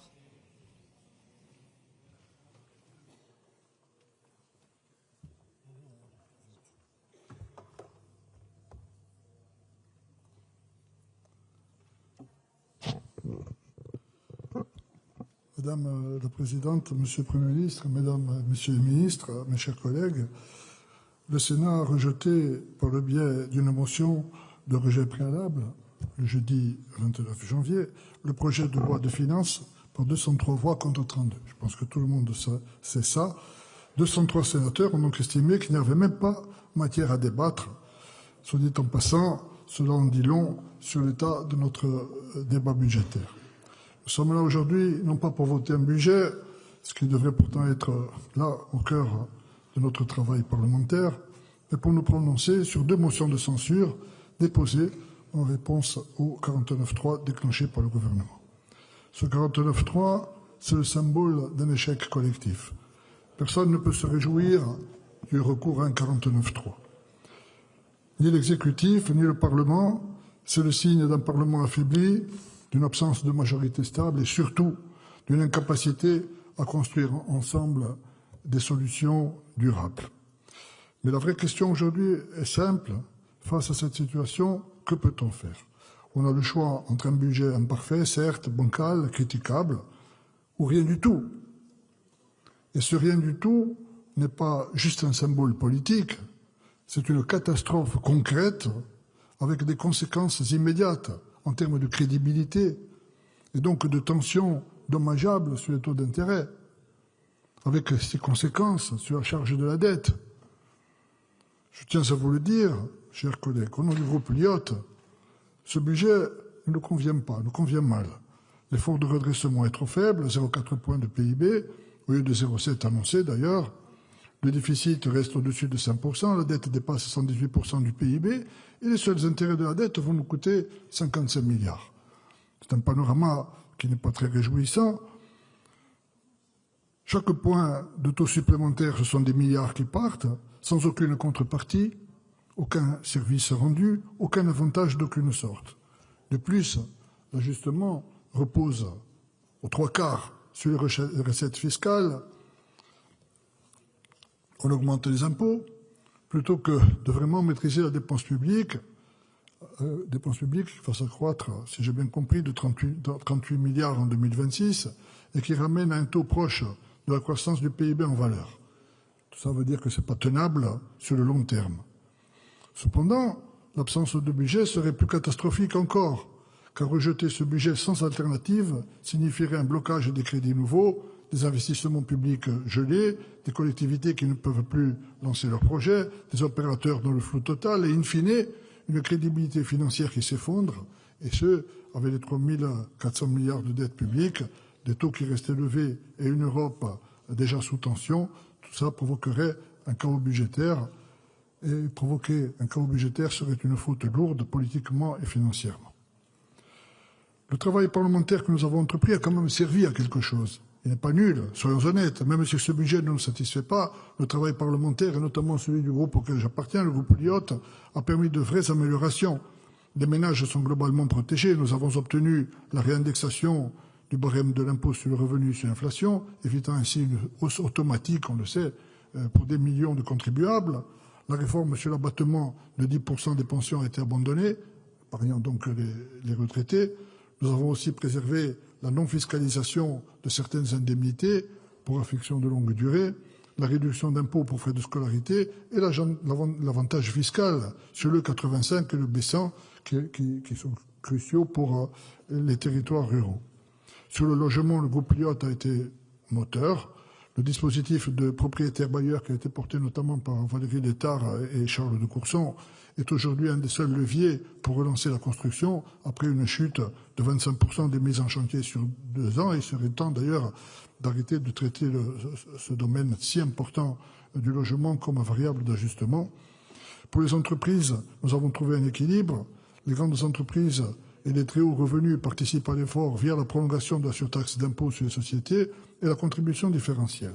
Mais dans le même laps de temps, les petites entreprises locales sont protégées par l'abandon de la réforme sur la franchise en base de TVA, le maintien de l'exonération sur pourboire, l'encadrement de niches fiscales détournées de leurs objectifs, comme le Dutreil ou la porc-cession. Pour l'agriculture, le budget reconnaît enfin l'ampleur des crises, même si les moyens restent insuffisants pour assurer une vraie résilience sur les exploitations. Pour les collectivités, l'effort demandé est ramené à environ 2 milliards contre le double qui était prévu au départ. C'est un choix positif, puisqu'on sait que les collectivités locales ne sont pas responsables de la dérive des comptes de l'État et qu'elles assurent plus de 70% de l'investissement public civil. Affaiblir les collectivités, en fait, c'est affaiblir l'économie réelle. Le député de la Corse que je suis ne l'oublie pas, nous avons aussi obtenu la revalorisation de 60 millions pour la dotation de continuité territoriale. C'était juste, c'est indispensable pour une île d'aider, de soutenir les relations matérielles et humaines entre la Corse et le continent. Pour Mayotte, par contre, les crédits annoncés, 600 millions en AE et 400 millions en CP, pour la reconstruction, restent largement en deçà des besoins. Je souhaite vous dire qu'au-delà de ce PLF, sur le fond, c'est notre démocratie budgétaire qui est en souffrance. Au-delà du quotidien immédiat, il y a le recul à prendre des questions qu'il convient de poser. Depuis 2010, pour ne prendre que cette période, le PIB de la France a augmenté en chiffre courant de 922 milliards. 922 milliards. Et dans le même laps de temps, toujours en chiffre courant, l'endettement public, lui, s'est aggravé de 1781 milliards. Pourquoi, c'est une question, pourquoi faut-il 2 milliards d'endettement public supplémentaire pour générer 1 milliard de plus-value, de richesse, de valeur ajoutée? Quelles sont les causes de cette inefficacité? Est-ce que la plus-value sociale, au moins, est au rendez-vous? On n'est même pas certain quand on voit la stagnation, pour ne pas dire l'aggravation ou la persistance des problèmes, le recul relatif aussi de la France dans le cadre communautaire. Pourquoi l'argent public n'est pas, ou en tout cas est-il si mal, un facteur de croissance et de progrès social? Ce sont des questions qu'on peut poser, qui peuvent se poser, pas par plaisir de poser des questions, mais pour essayer au moins d'améliorer les choses. Je vois le Premier ministre qui est à quelques mètres de moi. Je suis sûr que c'est une question qui doit se poser en permanence. Voilà, sur le fond, il faut, mes chers collègues, que nous regardions les choses en face. Le Parlement ne vote plus vraiment le budget. Il choisit entre le blocage et la responsabilité. La motion de censure ne construit rien et qui paye toujours le prix de l'instabilité. Ce sont les collectivités, ce sont les entreprises, les ménages modestes, les territoires fragiles. Alors, vous l'aurez sans doute compris, le groupe Lyotte ne votera pas très majoritairement cette motion de censure. Ce budget n'est pas celui que nous aurions souhaité, il est imparfait, mais un pays sans budget est un pays en danger. Entre l'insatisfaction et le désordre, entre le compromis et le chaos, le groupe Lyotte choisit la responsabilité, une fois de plus, et notre position sera celle de la stabilité. Je vous remercie. Merci beaucoup, Monsieur le député. La parole est à présent à Monsieur Philippe Bonnecarrère pour une durée de 5 minutes.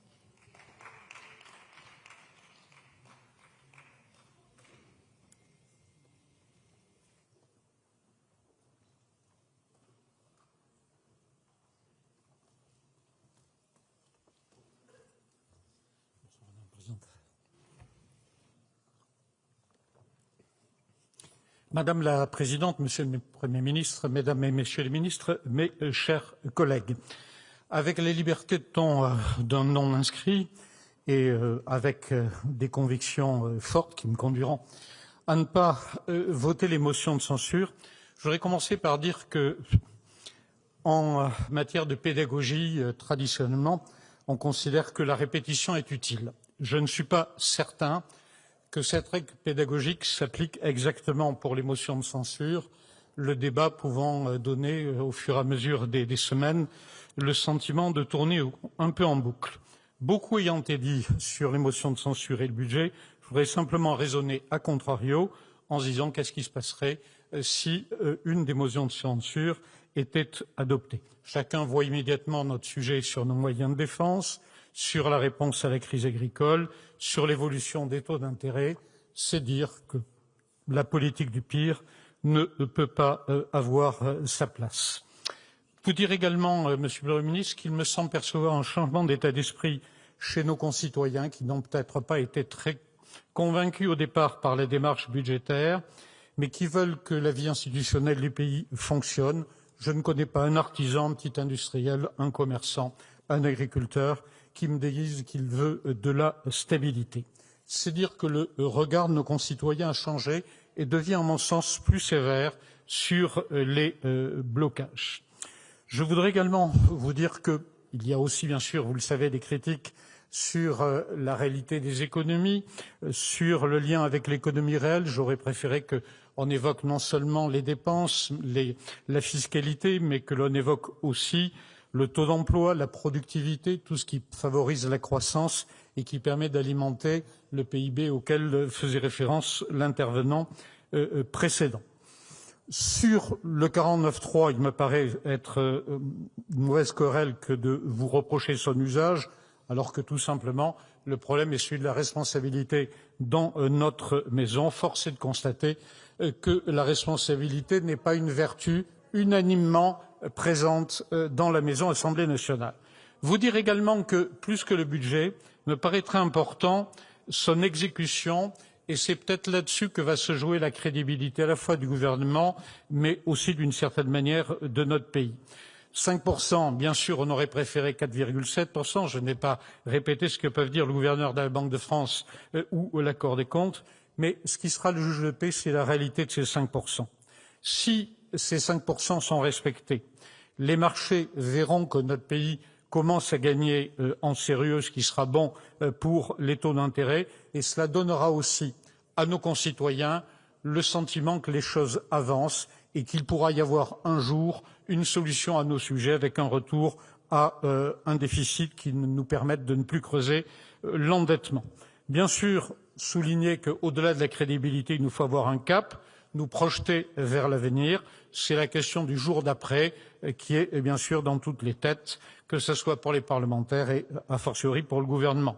Nous attendons un projet de loi sur la déconcentration dont on pourrait espérer qu'il puisse nous aider en termes d'efficacité de l'action publique, bien sûr sur la loi de programmation militaire, bien sûr sur les sujets de sécurité.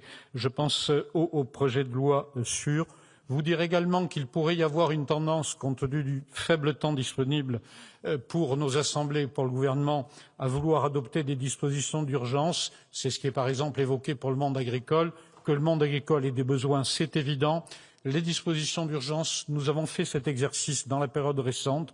Le succès n'a pas été triomphant avec des décisions du Conseil constitutionnel. Je pense en particulier au problème de l'eau qui aujourd'hui nous mettent en vraie difficulté. Je vais espérer donc des dispositions concrètes et pragmatiques. Pour terminer, je vous demande, Monsieur le Premier ministre, Mesdames, Messieurs les ministres, de me laisser faire une exception et de ne pas traiter que du budget et de vous lancer un appel à l'aide pour le Kurdistan. Les Kurdes se sont battus pour nous. Ils se sont battus face aux terroristes. L'appel au djihad a été malheureusement une réalité dans notre pays. Les Kurdes ont fait face. Ils vivent dans des zones géographiques ou dans des pays, la Syrie et le Liban, la Syrie en particulier, que nous avons créés. C'est donc une responsabilité de notre histoire. Je pense que le gouvernement de la France, Monsieur le Premier ministre, s'honorerait en exprimant non seulement en parole mais en action nos engagements pour la sécurité des Kurdes. Je pense en particulier, j'en terminerai par là, à un couloir humanitaire sur Kobané, à une zone no-fly puisque les drones turcs continuent à tourner et peut-être dans un État centralisé se poser la question de la loi applicable. Je ne suis pas sûr que les jeunes Kurdes veuillent de la charia au Kurdistan. Merci de votre attention, mes chers collègues. Merci beaucoup, Monsieur le député. Merci pour ces paroles conclusives pour nos amis kurdes. La parole est à Monsieur le Premier ministre. Merci beaucoup, Madame la Présidente de l'Assemblée nationale, Mesdames et Messieurs les députés.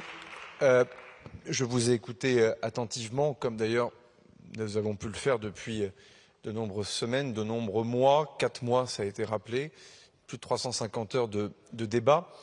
Et au fond, je crois que cet après-midi, au moment où nous amorçons probablement la fin de ce cycle budgétaire, je crois que cette séance marque la plus grande déconnexion que l'on puisse avoir dans les propos tenus avec non seulement ce que ressentent nos concitoyennes et nos concitoyens, ça a été dit, qui refusent le désordre, qui veulent que les institutions fonctionnent, qui, lorsqu'ils ont voté pour des députés, veulent que les parlementaires fassent leur travail, c'est-à-dire discuter, amender, non pas bloquer, non pas tout rejeter, non pas assumer une forme de violence et de désordre permanent, mesdames et messieurs les députés de la France insoumise, mais au contraire de donner à voir une démocratie parlementaire représentative qui fonctionne, qui travaille, qui avance et qui sert l'intérêt général.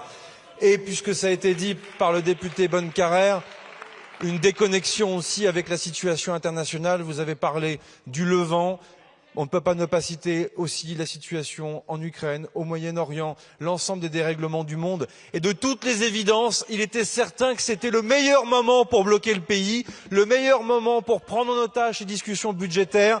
Et au fond, tout termine comme cela avait commencé, c'est-à-dire avec les groupes du Rassemblement national et de la France insoumise, qui, après avoir méthodiquement tout bloqué, tout saboté pendant 4 mois, décide à la fin de déposer des motions de censure systématiques pour mieux regretter l'utilisation du 49.3 après avoir poussé le pays justement dans cette situation de blocage absolument lamentable. Et vous aurez devant l'histoire à en répondre, car si la situation n'était pas si grave, on pourrait encore peut-être s'accommoder de ces manœuvres politiciennes, mais malheureusement, nous sommes rattrapés par ce contexte plus global.